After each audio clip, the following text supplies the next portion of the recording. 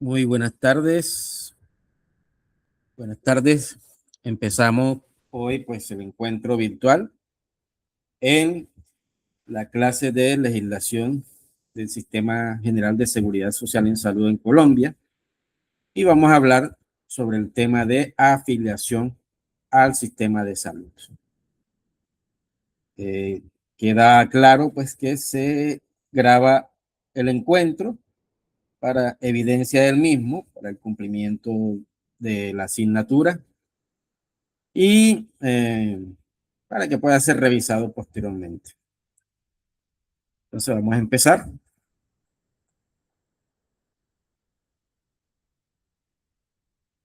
Vamos a compartir pantalla.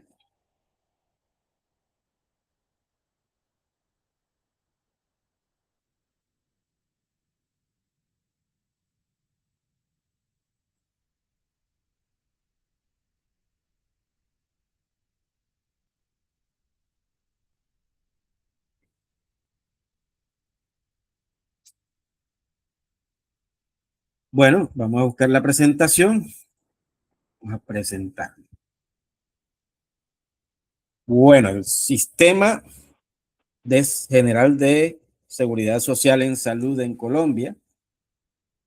Vamos a ver los aspectos generales y detallados de la afiliación del sistema de salud en Colombia a partir del desarrollo normativo del decreto 2353 del 2015 y el decreto 780 de 2016.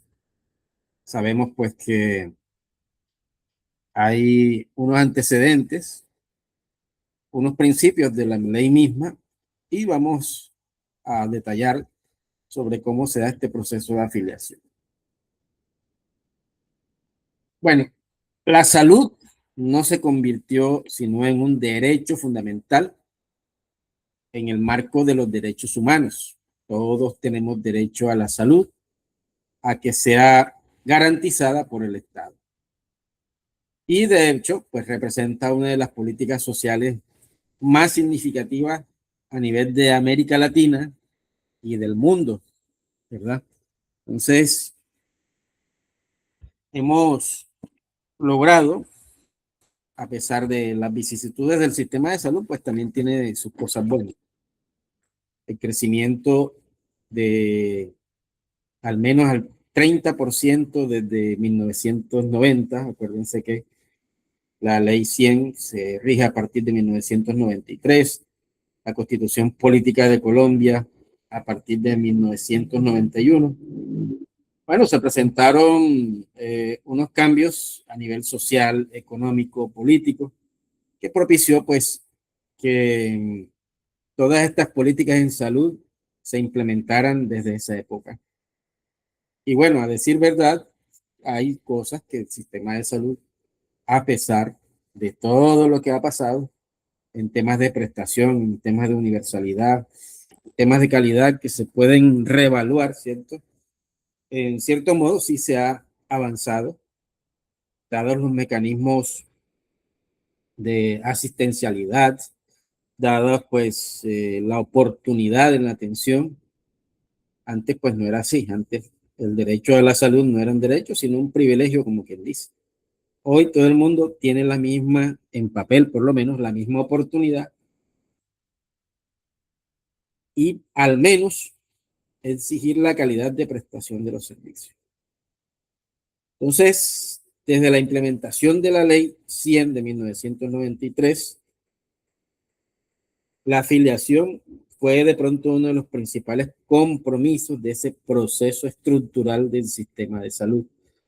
¿Cómo vincular? Porque el objetivo fundamental era afiliar al 100% de la población colombiana. Entonces, no es solamente un trámite administrativo, ¿no? No es entregar solamente la cédula, escribir a la persona y que firme un documento, es realmente una protección social en salud, ¿verdad? Entonces, esta afiliación establece un puente entre el ciudadano y el Estado. Al fin de cuentas, el Estado es el que garantiza la salud de las personas que viven en el país, ¿verdad? garantiza esa atención, garantiza la atención médica y asegura la protección financiera ante cualquier catástrofe que sufra la persona o la familia. Es lo ideal, ¿verdad? Entonces, no solamente es un hecho administrativo, es una alianza entre el ciudadano y el Estado, en el cual el Estado está obligado a proteger la salud del ciudadano. Tenemos también en esa afiliación la posibilidad del acceso equitativo, ¿verdad? Permite el acceso equitativo con servicios de calidad sin discriminación a los servicios de salud. Tenemos el decreto 2353 y el 780, que en realidad ya esto se había establecido en la ley, pero estos decretos pues la fundamentan, unifican criterios y fortalecen la unificación de esos criterios. Entonces, como lo habíamos hablado en otras clases, tenemos este sistema de seguridad social en salud, opera bajo un modelo mixto público y privado. Es decir, tenemos un servicio público que es la salud, porque es un servicio público, que puede ser prestado por entidades del Estado, o sea, las entidades públicas, o puede ser prestado por entidades particulares, es decir, entidades privadas, pero siempre basándose en estos principios fundamentales: universalidad, solidaridad, eficiencia y calidad, y la afiliación como eje operativo.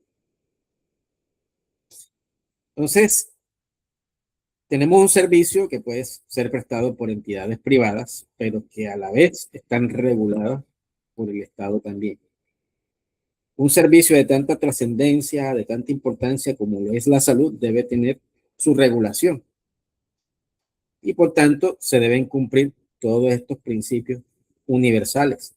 La universalidad y la solidaridad, que garantiza la cobertura para toda la población colombiana, y en ese sentido tiene que haber recursos para todas esas personas que no tengan capacidad de pago. Que aquellas personas que sí la tengan subsidien, ¿verdad? Se redistribuyan esos recursos para que esas personas que tengan la capacidad de aportar al sistema de salud, las empresas que tengan la capacidad de aportar al sistema de salud, puedan con esos recursos también ser usados para el sistema subsidiado, el régimen subsidiado, ¿cierto? Entonces, debe regirse siempre ese principio. Tenemos la eficiencia y calidad. Bueno, esto es algo de lo que siempre, en ciertas circunstancias, adolece el sistema de salud. El tema de la oportunidad, sobre todo, y de la calidad en los servicios. La EPS, como tal, es la responsable directa del paciente. La EPS es la que decide la contratación, es la que define cuáles son los equipos de salud especializados y de salud de atención primaria que van a atender a la población afiliada, y por tanto son los que responden ante cualquier eventualidad, así como también son los que contratan los laboratorios, las IPS que cuentan con los servicios de imágenes, por ejemplo, y también pues tienen una responsabilidad sobre la sucesión de esos servicios. Entonces, ¿qué hemos encontrado? Que hay, en los últimos tiempos, pues en los últimos meses, en los últimos años, ha habido una ineficiencia y una disminución de la calidad de los servicios. Si usted pues no tiene la oportunidad de acceder a un servicio especializado, de acceder a un examen, porque cada vez le aplazan, que no hay contrato, que el especialista no está, que la cita es para dentro de 6 meses. Entonces, no estamos optimizando esa eficiencia ni estamos garantizando la calidad, ¿cierto? Entonces, siempre los fundamentos del Sistema General de Seguridad Social y Salud en Colombia deben afianzarse y deben orientarse hacia los estándares de excelencia, en la calidad, en la eficiencia y en la oportunidad de la atención. Últimamente, pues se han propuesto reformas, ¿verdad?, las cuales no han logrado avanzar en el Congreso de la República, precisamente buscando que todos estos baches que tiene la ley durante estos 30 años, porque esta situación no es de estos últimos gobiernos, viene de hace rato, ¿cierto? Ya hace bastante tiempo desde que se implementó. Pues se busca la soberanía en salud. Y bueno, hay unos modelos que son muy actuales, unos modelos, por ejemplo, el uso de herramientas en tecnologías de la información, que podrían muy bien ayudar a la población a tener esa eficiencia y esa calidad. Yo siempre he traído a colación los servicios de telemedicina.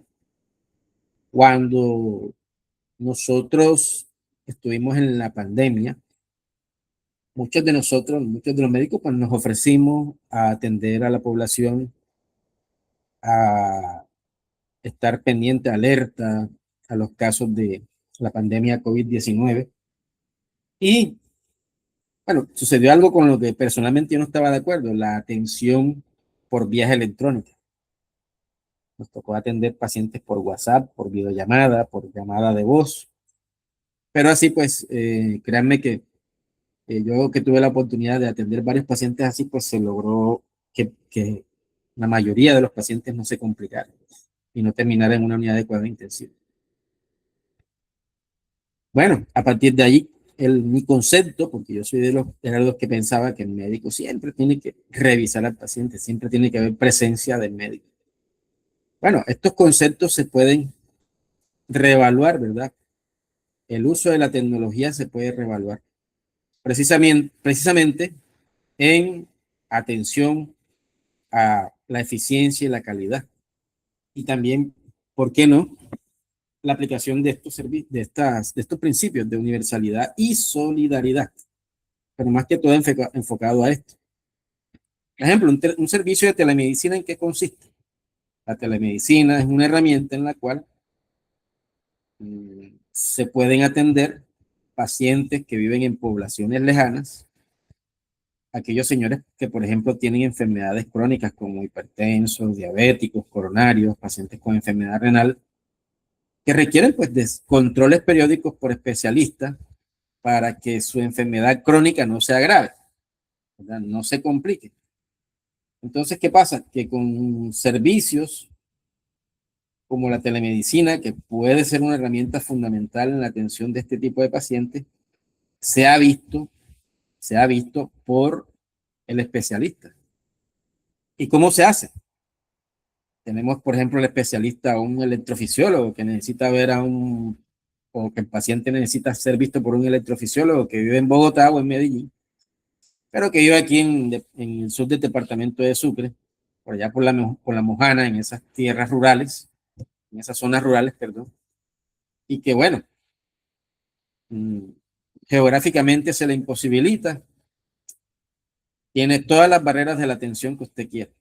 Pero si nosotros implementamos un servicio de telemedicina ya en el centro de salud de Guaranda, bueno, de todos esos municipios de La Mojana, lo adaptamos o tenemos esa habilitación de ese servicio de telemedicina a través de dispositivos médicos. Ese médico electrofisiólogo, especialista en electrofisiología, el electrofisiólogo es el que eh, estudia las arritmias del corazón. A través de dispositivos electrónicos, una pantalla de computador, una tablet, incluso el mismo celular, él puede ver al paciente. El paciente pues va a su centro de salud, paciente con problemas cardíacos va a su centro de salud. Allá hay un equipo capacitado de médico y enfermera que lo atiende, el médico de primer nivel. Puede examinar al paciente, tomarle los signos vitales, hacerle incluso exámenes de primer nivel, como por ejemplo un electrocardiograma, una glucometría.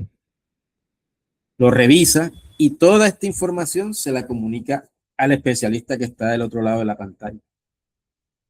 al electrofisiólogo. El electrofisiólogo, ¿qué hace? Está viendo lo que hace el médico de primer nivel, ve que lo revisa, el médico de primer nivel le manda los datos, los signos del paciente, lo que encontró el examen físico, le manda el electro. ¿Qué hace el electrofisiólogo? Lee el electro allá donde está, en Bogotá. Entonces, hay una valoración, ¿verdad? Hay un diagnóstico, porque ya le hace un diagnóstico con lo que le mandó el médico de primer nivel en vivo y determina una conducta. Bueno, a este paciente hay que hacerle un ecocardiograma, un Holter. Determina una conducta y un manejo y qué hay que hacerle para seguir los controles. Entonces, ya lo vio el electrofisiólogo, lo vio el especialista, ¿cierto? Con esto, suena simple, ¿verdad? Pero esto demanda un recurso. Aquí, pues, por ejemplo, para el departamento de Sucre hicimos estudios sobre aplicación de la telemedicina como herramienta para atender a los pacientes del departamento, y es un proyecto que sale por casi 10, 12 mil millones de pesos. Siempre es una plata. ¿Por qué? Porque se requiere equipamiento, se requiere capacitación para todo el personal que va a hacer uso esta herramienta. Y segundo,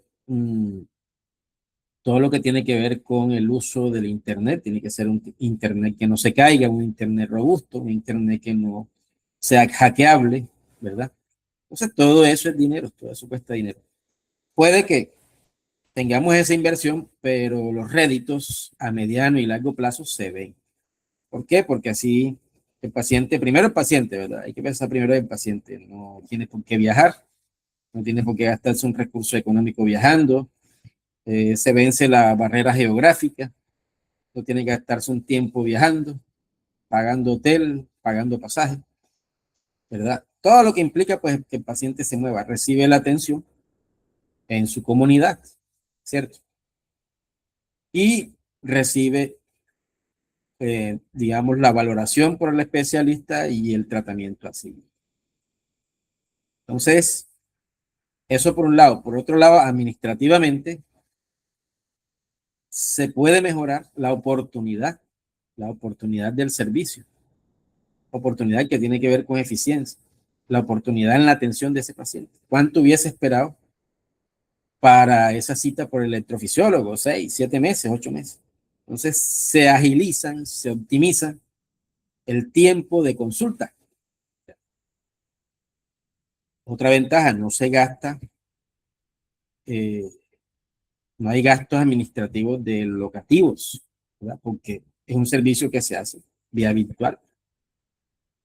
Entonces, miren, con el uso de la telemedicina hay muchas ventajas que redundan en la adecuada eficiencia y calidad en la atención del paciente. La afiliación como eje operativo, ¿verdad? La afiliación constituye, pues, en el eje central del sistema de salud, conectar a los ciudadanos con el sistema de protección social, y eso es claro. Entonces tenemos estos principios constitucionales y legales. Yo quisiera preguntarles si me están oyendo, porque de pronto estoy aquí hablando. Está Yesua, André, y están 4 más. ¿Sí me están escuchando? ¿Me confirma Yesua o Andrea? Sí, profe, sí lo estoy escuchando. Sí, bro, se escucha claro. Bueno. Sí, profe. Bueno, muchas gracias. Bueno, esta clase también queda grabada, ¿oye? Para el que la quiera revisar nuevamente. Bueno, entonces tenemos unos principios constitucionales, que es la cobertura universal, ¿verdad? La solidaridad en la redistribución, la eficiencia del sistema y la calidad de la atención. Vuelve, y fíjense que se redundan los mismos temas y precisamente son los puntos álgidos que tiene el sistema de salud actualmente. Entonces, desde la creación de la Ley 100, estaba como objetivo principal la afiliación del 100% de la población para el año 2020. Perdón, para el año 2000. En el 2000 no se logró ese objetivo. Ya, pues actualmente pues tenemos casi que el 100% de la población afiliada. No el 100%, pero sí estamos cerca. Solidaridad en la redistribución. Otro punto álgico. El tema de recursos financieros. La parte económica para financiar, sobre todo la atención en los territorios más vulnerables. Bueno, con respecto a esto, ha habido otras reformas en las cuales, eso las vamos a ver más adelante, en las cuales, por ejemplo, y es, digamos, el fundamento de las reformas en salud actualmente, en la que se pretende que la atención primaria en salud sea el eje fundamental del sistema de salud. ¿Por qué? Y es, bueno, a muchos médicos no les gusta eso, porque tenemos la formación médica, pero enfocada a tratar la enfermedad. Y resulta que para que el paciente tenga menos complicaciones, que el paciente logre conservar su calidad de vida, que para que se gaste menos en los recursos financieros en salud, tenemos que volcarnos hacia la promoción de la salud y la prevención de la enfermedad. Entonces, estas reformas que han propuesto, que no han pasado, porque ustedes saben que hay intereses políticos, que han propuesto que el sistema de salud se enfoque a la atención primaria en salud. ¿Y qué quiere decir esto? Que las personas, háblese individualmente y colectivamente, se responsabilicen, gestionen, ¿verdad? Y se empoderen de su salud. ¿Y cómo se hace eso? Bueno, hay que educar a la gente.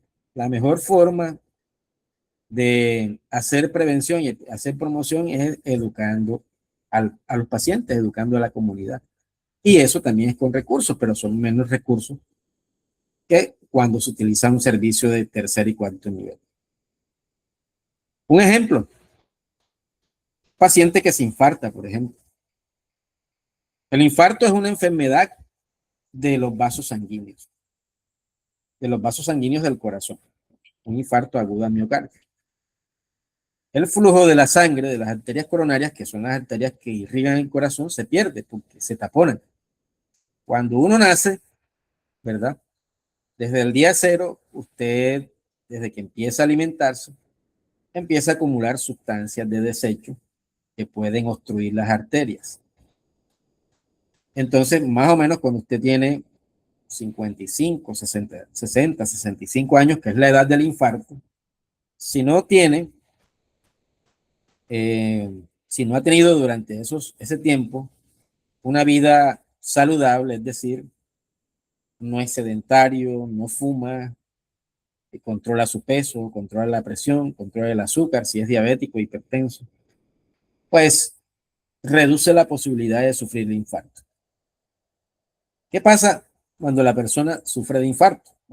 Esa persona seguramente tiene antecedentes cardiovasculares, o es hipertenso o es diabético, ¿verdad? En la mayoría de los casos, no todos, pero sí la mayoría de los casos. Si es hipertenso, debió haber tenido los controles de hipertensión, que por cierto, cuando usted lo diagnostica en hipertenso, lo ve el médico de control cada 3 meses, lo formula, lo ve el médico internista cada 6 meses, y si lo requiere, lo ve el nefrólogo y el cardiólogo. Bueno, si lo requiere, no, está dentro de la ley que lo vea. Cada año lo ve cardiólogo y nefrólogo. Neurólogo creo que también lo ve cada año. Entonces, el paciente que sufre de infarto, listo, no hubo prevención, no se cuidó, no se tomó los medicamentos, no cuidó el azúcar, se taponó la arteria coronaria. Cuando se tapona la arteria coronaria, por esos mismos productos de desechos que venimos acumulando durante toda la vida y que depende del estilo de vida que llevemos, ¿verdad? Si somos pacientes fumadores, si no cuidamos el peso, si no cuidamos la alimentación, si no hacemos ejercicio, pues lo más probable es que suframos de infarto, si no cuidamos todos esos aspectos. Entonces, ¿qué pasa con el paciente infartado? Lo llevan a la urgencia. Ya, en la urgencia. Primero, pues, depende si lo llevan tempranamente o dependen si lo llevan tardíamente. Así será la evolución del paciente, así será el tratamiento. Si al paciente lo llevan antes de las 4 a 6 horas y se comprueba que es un infarto, ¿verdad? Hay la oportunidad de utilizar un medicamento para reperfundir, es decir, que esa obstrucción que hay en las coronarias se deshaga con ese medicamento y otra vez esté el flujo de la sangre. Entonces, ya hay una tensión en primer nivel, en el segundo nivel le hacen el ecocardiograma, le hacen el cateterismo, comprueban que se infartó.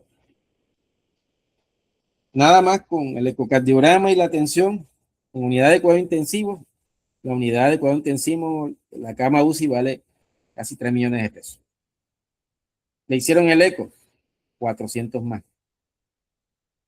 Se sospecha infarto porque tiene unos exámenes, un electro que dice que se infartó y unas enzimas cardíacas, que son los exámenes de laboratorio que se le hace al paciente que dieron positivo. Bueno, tiene todas las indicaciones para cateterismo. ¿Qué es el cateterismo? Pues es un catéter que le meten al paciente en una de sus arterias, de ahí llega al corazón, le echa una pinturita a las arterias coronarias y saber cuál es la que está obstruida. Determinan cuál es la que está obstruida. La desobstruyen, aspiran todos esos desechos que está obstruyendo el vaso y le colocan un resortico que se llama estén. Entonces, ¿por dónde va la cuenta? Bueno, nada más, la apoyada con el catéter vale, no sé si son 20 o 25 millones de pesos, nada más apoyarlo. Bueno, echarle el medio de contraste a la pinturita y colocarle el stent, eso es otro billete. Son como 10 o 15 más. Vaya sumándole. El día UCI son 3 millones de pesos. Pacientes que hacen cateterismo cardíaco, si le va bien, si no hay complicaciones, debe permanecer en la UCI unos 2, 3 días, hasta 4. 4 por 3, 12. Más los 50 que se gastó en el cateterismo, por donde va la cuenta. Entonces, imagínense, todo lo que conlleva la atención de un paciente que se complicó con un infarto agudo al miocardio, que se pudo haber prevenido. Si se hubiera prevenido, se gasta mucho menos de lo que se gastó en la curación. Entonces, es hacia donde va el tema de la redistribución de los recursos. Yo les pregunto siempre a ustedes, jóvenes, si a usted alguna vez lo han llamado de programas de promoción y prevención. Los programas de promoción y prevención son la consulta del paciente sano. Es el paciente que no tiene ningún tipo de patología, pero por lo menos una vez al año se revisa para descartar que no tenga nada. Esa es la consulta del paciente sano, la consulta de PIP. ¿Cuántas veces le han llamado a usted? Seguramente que no lo han llamado nunca o muy poquitas veces. ¿Qué se hace esa plata? A mí por lo menos nunca me llamaron. Ahora que soy hipertenso, es que estoy en el programa de hipertensión, pero a mí antes de eso, jamás. ¿Ya?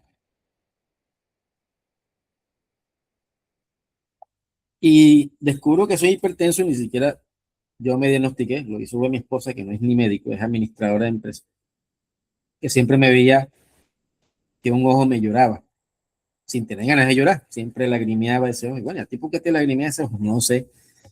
Bueno, fuimos a una consulta médica de otra cosa, no era ni siquiera para descartar la hipertensión, y presión alta, 160, 90, ahí está. Bueno, uno al principio como paciente no acepta, la verdad hay que decirlo. Y siendo uno médico, pues, que cree que no se va a enfermar, si se enferma, los médicos también nos morimos. Vine a aceptar como al mes. Me tomaba mi medicamento, pero cada vez, bueno, si será verdad, pues, inmancablemente, como dicen por ahí, con mamá hipertensa y papá hipertenso, pues yo tenía el 50% de posibilidades de ser hipertenso. Eficiencia del sistema. Bueno, ya lo hablamos, ¿cierto? Lograr mejores resultados en salud, minimizando costos. Y la manera de minimizar costos es enfocándose a la atención primaria, chicos. enfocándose a la atención primaria. Ustedes ven ahorita los equipos básicos de salud, son equipos contratados por el Estado, donde hay médicos, hay odontólogos, creo que debe haber pediatras, si no estoy mal, internistas, que se meten a las poblaciones, a las zonas rurales inclusive, precisamente buscando los diagnósticos y evitando que los pacientes se compliquen. Ustedes saben que a veces la gente es muy dejada, sobre todo la gente de zonas rurales, que no le prestan atención a nada. Cuando vienes a ver pacientes diabéticos, con el azúcar alta, que se le dañó el riñón. Y si se le dañó el riñón, entonces, ¿a dónde va ese paciente? A una diálisis. ¿Cuánto vale una diálisis? ¿Y por cuánto tiempo? Si son pacientes con enfermedad renal crónica, ya irremediable, no recuperable, termina con diálisis de por vida. Entonces, miren lo que representa todo eso. Tienen que hacerle paciente hemodiálisis. Por ejemplo, si vive en La Mojana, las máquinas de hemodiálisis y las IPS que tienen hemodiálisis están en Sincelejo. Viajar de allá para acá cada día por medio. Aunque hoy en día ya todo lo cubre la EPS, pero usted sabe lo que es moverse un señor de estos, 65, 70 años, allá de su pueblo, cada 3 días para venir a hacerse una diálisis, porque acá pierde todo el día en Sincelejo, sin derecho a hacer más nada. Llegó, se hizo su diálisis y para atrás, porque es todo el día. Y no solamente lo que representa para el paciente, para la familia. ¿Ya? Entonces, algo que se pudo haber prevenido si hubiese estado en un programa de riesgo cardiovascular que mira todos esos aspectos. El riesgo cardiovascular no solamente mira la presión, no solamente mira el azúcar, no solamente mira el colesterol, no solamente mira el peso. Se enfoca bastante a la enfermedad renal. Nosotros cuando nacemos tenemos el 100% de nuestros riñones funcionando. Incluso cuando estamos jovencitos, a los 20, a los 25, a los 30 todavía tenemos un 100%. Ya fisiológicamente, cuando estamos por los 40, 50, ya el riñón, hay nefronas. La nefrona es la unidad estructural del riñón, es la unidad funcional, es la que filtra la sangre. Las nefronas se envejecen y se mueren también. Entonces, cuando ya usted tiene 45, 50, 60 años, ya la función renal va disminuyendo, ya tiene un 70%, 60%. Eso normalmente. Pero si tienes una enfermedad crónica como la hipertensión y la diabetes, más rápido se daña el riñón. Entonces, estas enfermedades hay que tener ese cuidado de ver cómo va la función renal porque más rápido se daña el riñón y no vayas a terminar una enfermedad renal.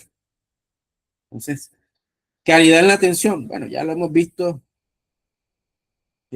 bastante debatido el tema de la calidad de la atención, la oportunidad, la pertinencia, la accesibilidad, para que todos los afiliados tengan la oportunidad de ser atendidos. Entonces, hay una evolución normativa anterior al decreto 2353 de 2015, donde hubo algunas reformas, donde hubo regulaciones fragmentadas, sacaron múltiples decretos, resoluciones, circulares, que a la hora de la verdad no hicieron nada. Trataban de resolver el problema con estas pequeñas reformas, decretos, estas pequeñas resoluciones, pero realmente eran pañitos de agua fría, de agua tibia, no resolvieron el problema en sí. Otra, problemas de interpretación y duplicidad.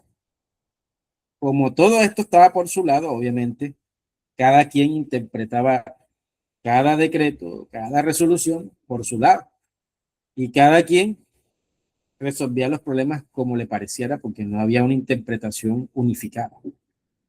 Así como el problema no se unificó o las soluciones no se unificaron, tampoco la interpretación se unificó. Y esto siguió impactando en la ineficiencia administrativa del sistema de salud. El famoso paseo de la muerte, que hoy en día es la hora y todavía se presentan casos de paseo de la muerte. Eso al principio sí fue, todos los días era un caso de paseo de la muerte. ¿Por qué?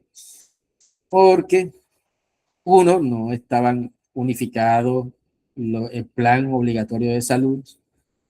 Segundo, no estaba claro, había vacíos en la ley, ¿verdad? En esas entidades que, por ejemplo, negaban el servicio de urgencia porque el paciente no estaba afiliado a esa IPS o no tenía su servicio en esa IPS. Entonces, la gente buscando la IPS con la que sí había contratación se moría. No, aquí esto no se recibe, vaya a tal parte. No, aquí no se recibe, vaya a tal parte. Y así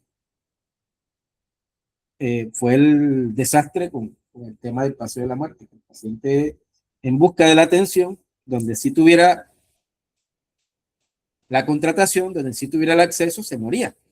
Eso se eliminó. Ya, todos los servicios de urgencia tienen que prestar el servicio de urgencia a todas las personas del territorio nacional, incluso del extranjero. Personas del extranjero también tienen que ser atendidas en Colombia en cualquier urgencia.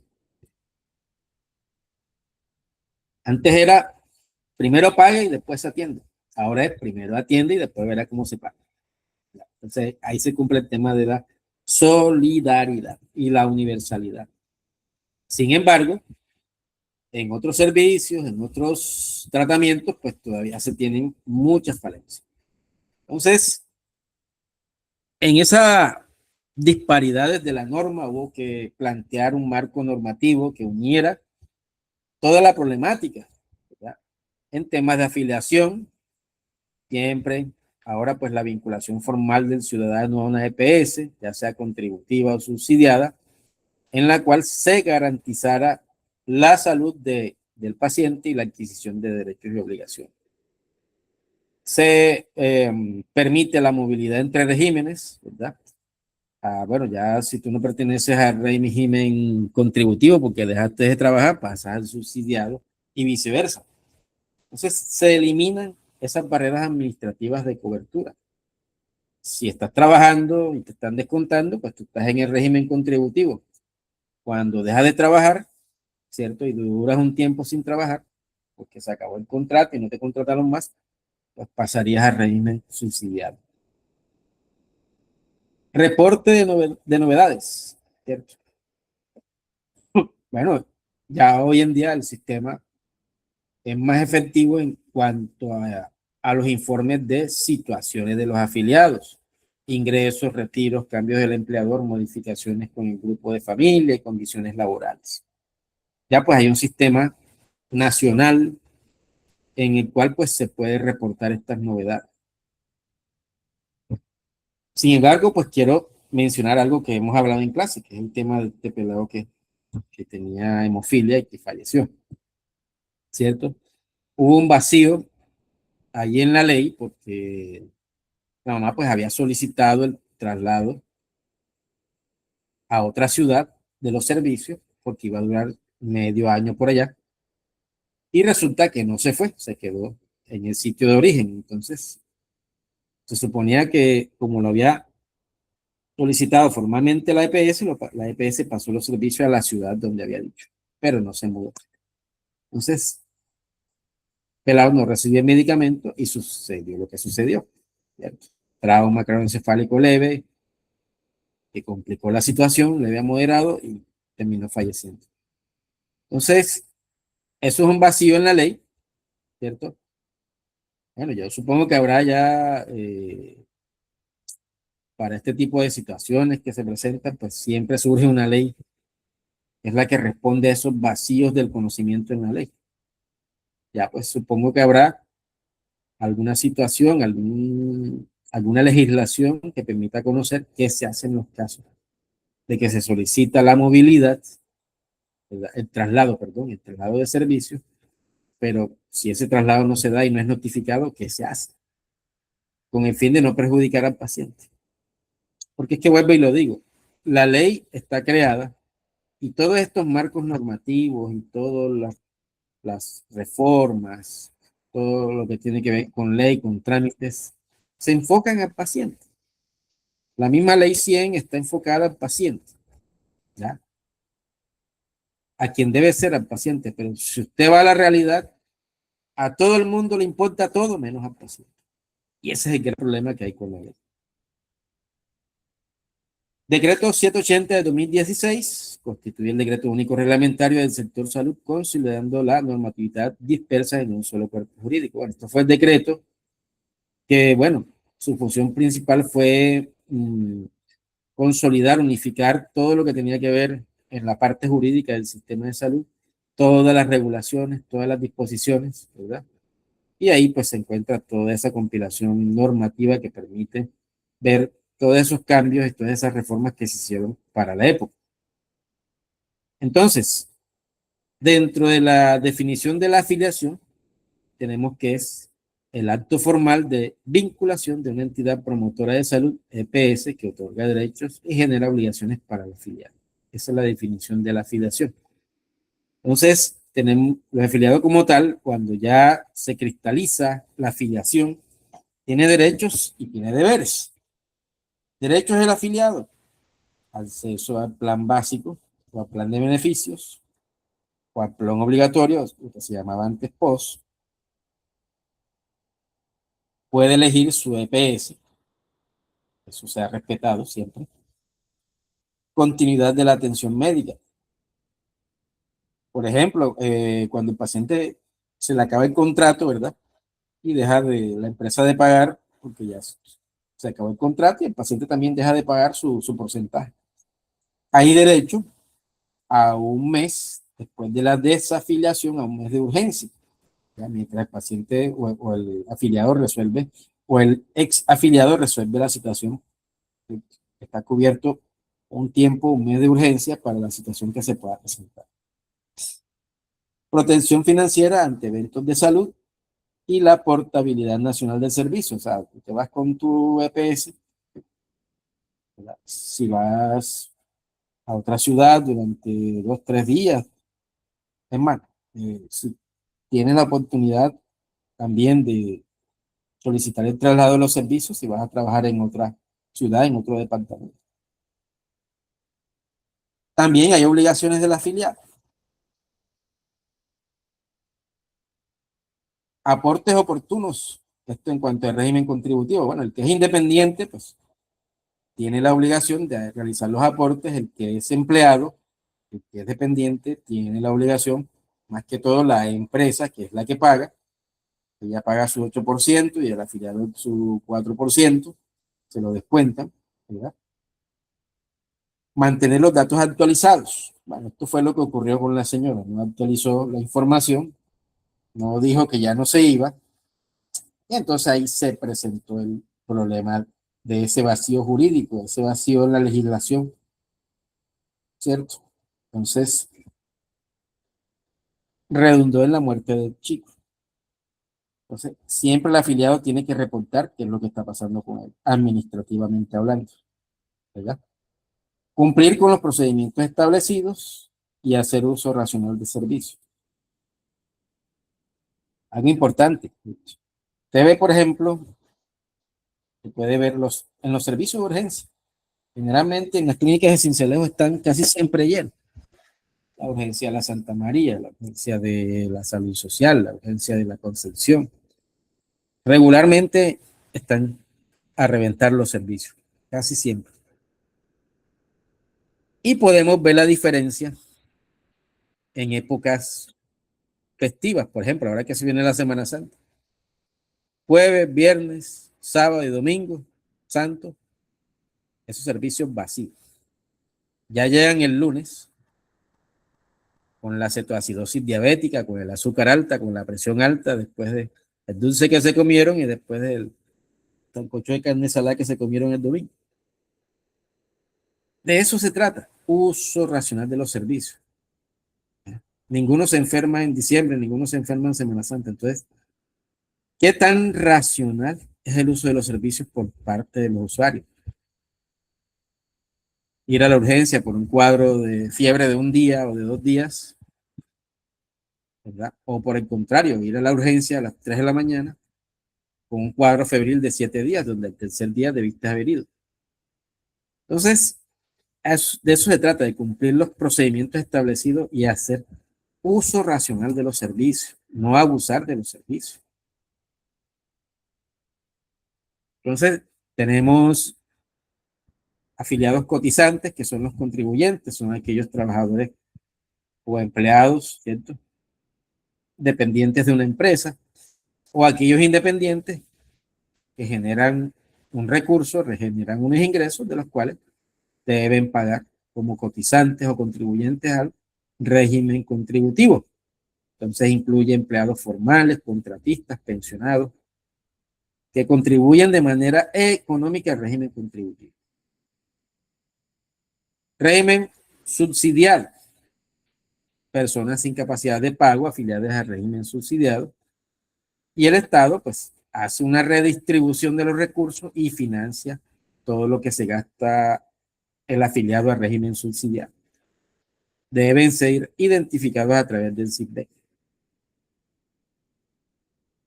Beneficiarios son familiares del cotizante con derecho a cobertura, o sea, de los cotizantes contribuyentes. ¿Quiénes son? El cónyuge, los hijos, menores de 25 años, padres dependientes económicamente. Entonces, el aporte que hacen es del contribuyente. Ellos no aportan, ellos simplemente reciben el beneficio de ese contribuyente. Vinculados. Personas no afiliadas a ningún régimen que requieren atención de urgencia, aquellos que tienen SICBEN solamente. Entonces, tienen derecho solamente a la urgencia, a la atención básica, donde uno dice que realmente la palabra no debería ser vinculado, sino desvinculado, que no está en ningún régimen, ¿cierto? Los que tienen SICBEN solamente. Bueno, ¿y cómo se afilia una persona? Entonces tenemos el registro inicial ante la EPS, hay una vinculación formal de ese ciudadano a una EPS con una documentación, la cédula, el registro civil, la verificación de la identidad y cuál es el régimen. Obviamente aquel que tiene capacidad de pago, régimen contributivo, aquel que no la tiene, al régimen subsidiado. Segundo, reporte y actualización de novedades. Entonces, es aquí donde el paciente tiene que informar si quedó desempleado, ¿cierto? Cambios laborales, cambios familiares, si cambió de residencia, si cambió de ciudad. Debe mantener siempre esta información como novedad para que el sistema de salud no tenga inconvenientes en cubrir sus necesidades en salud. La movilidad entre regímenes. Es la transición entre contributivo y subsidiado, garantizando la continuidad del servicio según las condiciones que tenga la filial. Bueno, entonces el decreto 2353 de 2015 establece estos procedimientos como la movilidad, el traslado, ¿cierto? Con el fin de mantener la continuidad del servicio de salud. Es por eso que la persona tiene que actualizar la información personal, tiene que actualizar la información laboral y de contacto, ¿cierto? Los datos actualizados, que ya cambié de número de celular, tienes que informar a la EPS. Que cambié de correo electrónico, tienes que informar a la EPS. Ese es el deber del afiliado, informar con cada movimiento que haga. Tenemos una serie de actores involucrados, que son las EPS, ya hemos hablado de ellas son las responsables de la afiliación, registro y garantía del acceso a los servicios de salud, como el manejo de los recursos. Actualmente, pues no, ya hay pues un decreto, ya hay pues de parte del Estado, pues ya hay una determinación en liquidar a las EPS que no están funcionando adecuadamente, ya no manejan recursos. Tenemos unas entidades gestoras de planes de beneficio, que son las que se encargan de administrar y coordinar la prestación de servicios, incluidos los planes básicos. Tenemos los usuarios y empleadores, que son los afiliados como titulares de derechos y obligaciones, y los empleadores como responsables de reporte y pago de aportes. Y tenemos el Ministerio de Salud, la Superintendencia de Salud y el ADRES, que son las entidades reguladoras, supervisoras y administradoras del sistema de salud. Bueno, ¿y cuáles son los desafíos actuales? ¿Cuáles son los desafíos actuales del sistema de salud? Bueno, les dije que todavía pues el 100% de la población no está afiliada. Sin embargo, el enfoque debe ser garantizar la atención prioritaria, ¿verdad? Garantizar la cobertura. Entonces, en ese primer reto, la inclusión de poblaciones vulnerables. Y bueno, con ello, pues garantizar el acceso a esas comunidades minoritarias como las comunidades indígenas, los migrantes, los habitantes de calle y aquellas zonas perdidas de la geografía colombiana. Entonces, se convierte en un desafío, dado pues que son comunidades lejanas, son comunidades pues muy vulnerables, que geográficamente se encuentran muy lejanas y solo pues esta barrera de tipo geográfica dificulta la afiliación.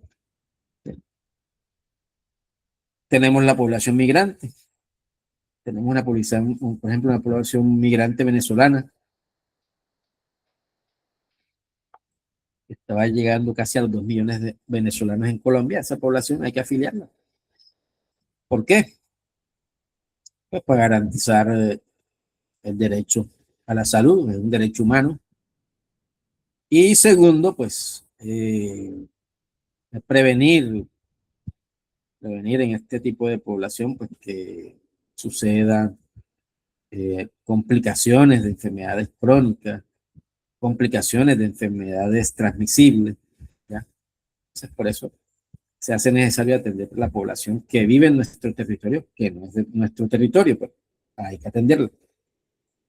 Registros duplicados. Bueno, con esto se ha avanzado en gran parte, ¿cierto?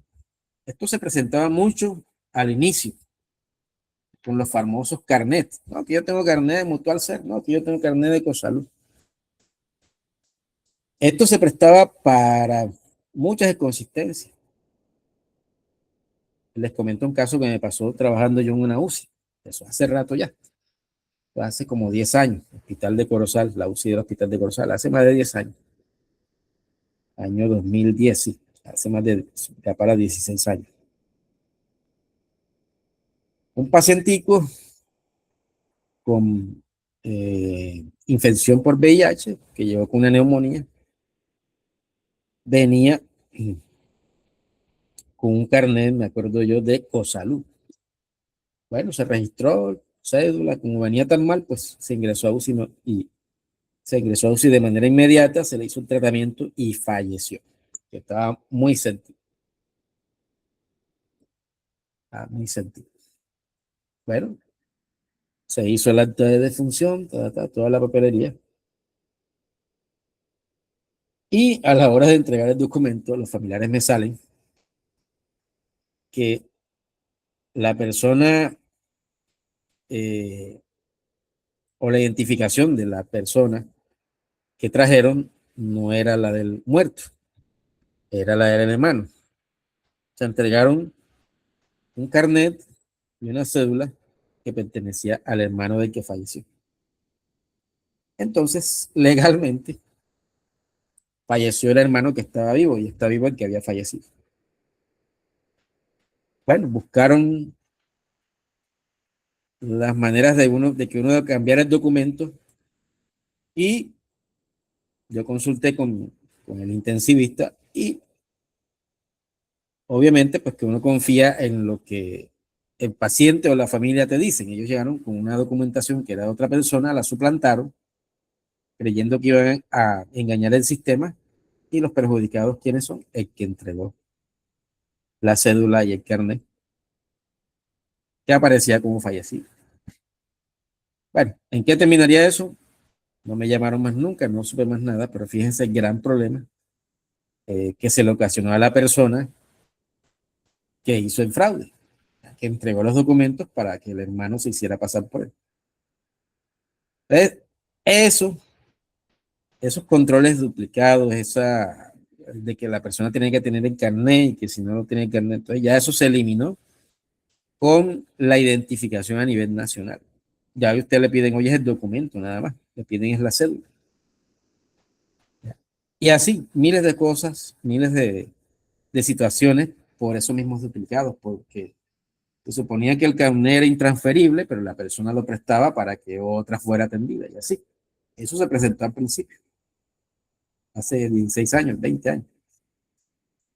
Bueno, la otra parte es la interoperabilidad y equidad en el acceso, mejorar la comunicación de los sistemas de información. De hecho, pues, con lo que le estoy comentando, sí se ha mejorado el tema de la información del afiliado.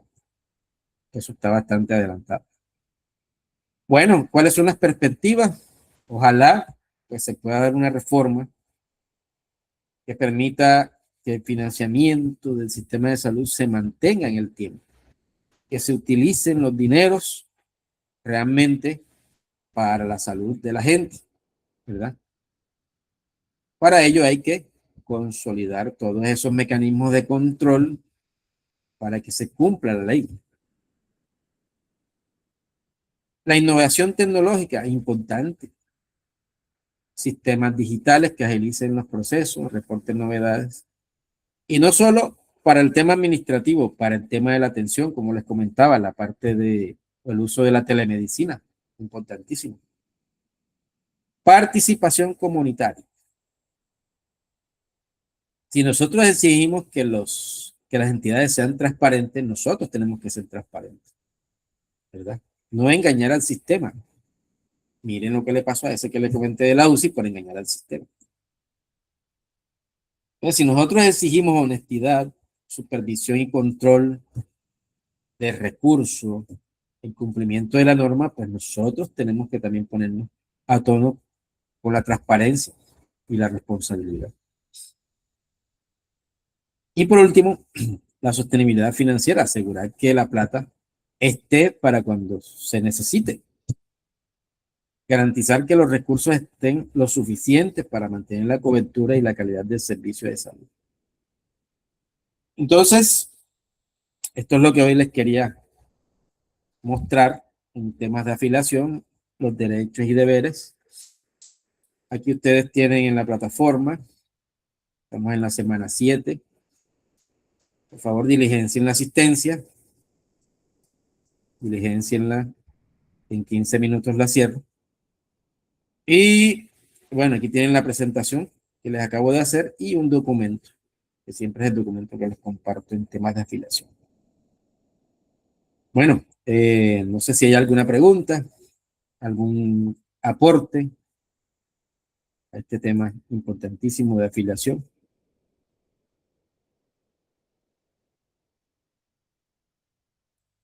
Bueno,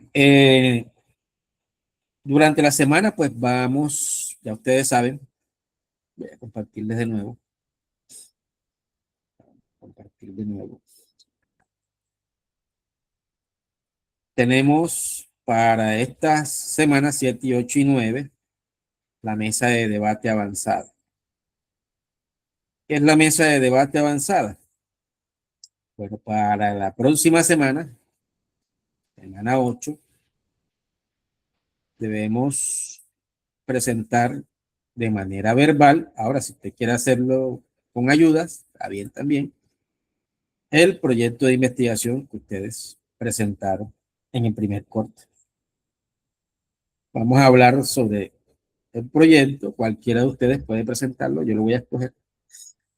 Lo mismo para cuando hagamos la ponencia, que también es este corte, y presentar cuál es su propuesta de investigación.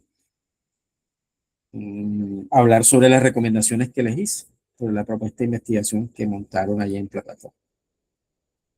Bueno, no me queda más por decirles, agradecerles pues su presencia aquí.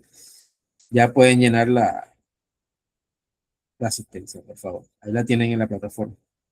En 15 minutos la cierro. Ahí llénenla. Bueno, que tengan buena noche. Cuídense.